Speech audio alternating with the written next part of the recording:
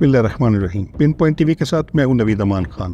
नाजरीन, कोई दिन जाता है जब हुकूमत अवाम पर कोई बम ना गिराए। इस हुकूमत ने आते ही जो सबसे ज़्यादा बड़े इक़दाम किए वो बिजली के और गैस के नरखों में इजाफा था, और अब 2 दिन के बाद वो पेट्रोलियम मसनूआत में 20 रुपये तक का इजाफा करने जा रही है। जहाँ तक बिजली का ताल्लुक है तो जो बिजली के यूनिट्स हैं ये पूरे मुल्क में यकसा नहीं है। पहले यूनिट से लेके 1000 यूनिट या उससे भी ज़्यादा तक यकसा उनके रेट हैं, और ना ही ये कि जो यूनिट्स मैं इस्तेमाल करता हूँ वही यूनिट अशराफिया करती है, और वही यूनिट जो वामडा के जो मुलाजिम करते हैं उनको वो सेम कॉस्ट नहीं करता। तो जो सूरत हाल वामडा के मुलाजमीन की है मैं वो सबसे पहले आपके सामने रखता हूँ।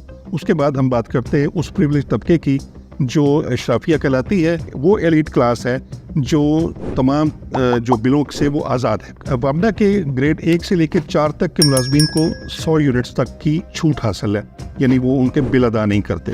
ग्रेड 5 से 10 तक 150 यूनिट, ग्रेड 10 से 16 तक 300 यूनिट, ग्रेड 17 से ऊपर 450 यूनिट, ग्रेड 18 में 600 यूनिट्स, ग्रेड 19 में 880 यूनिट्स, ग्रेड 20 में 1100 यूनिट, और ग्रेड 22 में 21 और 22 में 1300 यूनिट्स फ्री हैं। 2022 में 1,79,000 वामडा मुलाजमीन ने 34 करोड़ 40 लाख यूनिट्स मुफ्त इस्तेमाल किए, और इस तरीके से 8 अरब 19 करोड़ रुपए की बिजली मुफ्त में इस्तेमाल हुई। ये वो बिजली है 6.5 रुपये में बनने वाली बिजली हमें 45 से 65 रुपये में मिल रही पर यूनिट मिल रही है, और जो वामडा के मुलाजमीन हैं उनको इस पर इस्तिस्ना हासिल है, उनको कोई बिल नहीं देना पड़ता।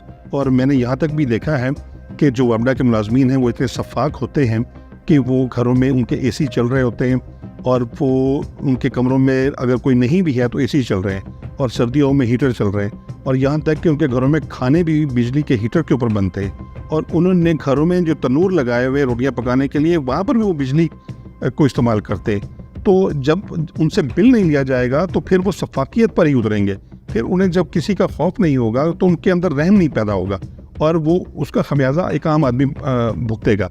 इसी तरीके से आप ये देखें कि सदर पाकिस्तान को, वज़ीर आज़म को, और जो हमारे चीफ जस्टिस है या जजेस है उनको बिजली फ्री दी जाती है, सेक्रेटरी लेवल के लोगों को बिजली फ्री दी जाती है। तो ये वो लोग हैं जिनकी तनख्वाहें भी 10-10, 12-12 लाख रुपए हैं, और उनके तमाम प्रिविलेज हासिल है। मिसाल के तौर पे बिजली भी फ्री है, गैस भी फ्री है, उनको नौकर चाकर भी फ्री है, उनको पीए और उनके सेक्रेटरी और गार्ड्स भी फ्री हैं, उनको पेट्रोल भी फ्री है। इसके अलावा उनकी जो सैलरी है वो भी लाखों में है, तो उनको ये तमाम चीज़ें मुफ्त में मिलती हैं।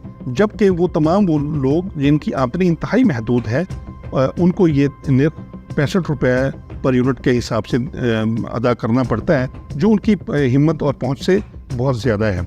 मैं ये समझता हूँ किसी भी एक मेहनतकश की आमदनी अगर 20,000 या 25,000 है तो उसको जब 40-50 हज़ार रुपये का बिल, बिजली का बिल अदा करने के लिए बिल आता है, तो वो उस वक्त एक नई मुसीबत में, परेशानी में मुब्तला हो जाता है कि वो इसको कैसे अदा करेगा। चुनांचे इसी वजह से पिछले 1 हफ्ते में 10 से ज़्यादा लोगों ने खुदकुशी कर ली है, सिर्फ इसलिए कि उनकी आमदनी बहुत महदूद है और उनका बिल उस आमदनी से 2-3 गुना ज़्यादा आया है, और वो इस पोजीशन में नहीं है कि वो बिल अदा करें। और अगर किसी भी तरीके से वो 1 महीने बिल अदा कर भी लें तो फिर अगले महीने वो अखराजात कहाँ से बर्दाश्त करेंगे। फिर अगले महीने तो उनके पास कुछ ऐसा नहीं होगा कि वो उसका इंतज़ाम कर सके, या उनको कुछ कर्ज भी देने को तैयार नहीं होगा। चुनांचे गवर्नमेंट को इस पर बहुत ज़्यादा तवज्जो देना होगी। और बदकिस्मती आप ये देखिए कि जो गवर्नमेंट के या वज़रा के या अरबाब इख्तियार के अपने इंटरेस्ट के मैटर्स होते हैं वो फ़ौरन हल कर लेते हैं। मिसाल के तौर पे अगर उन्होंने अपनी तनख्वाहों की, जैसे सदर पाकिस्तान की बात हो रही है, सदर पाकिस्तान ने कहा कि जी मेरी तनख्वाह में 4-4.5 लाख रुपए का इजाफा कर दिया जाए, और वो चुटकी बजाते हुए ऐसे वो इजाफा हो भी जाएगा, ना कोई मीटिंग होगी, ना कोई कमेटी बैठेगी, ना कोई अप्रूवल होगी, वो एक अपने ही कलम से अपने आप को 4-4.5 लाख रुपए का इजाफा कर देंगे।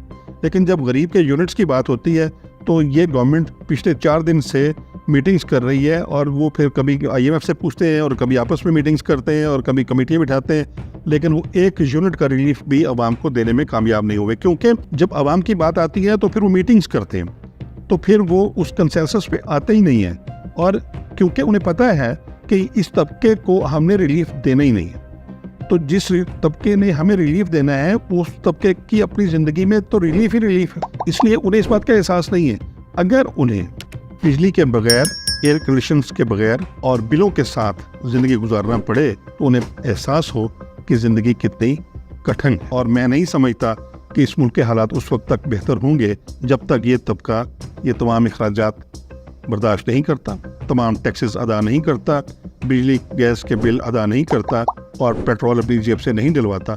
उस वक्त तक मैं नहीं समझता कि इस मुल्क में कोई हकीकी मायने में तब्दीली आ सकती है। अब तक के लिए इतना ही, इजाज़त दीजिए। अल्लाह ने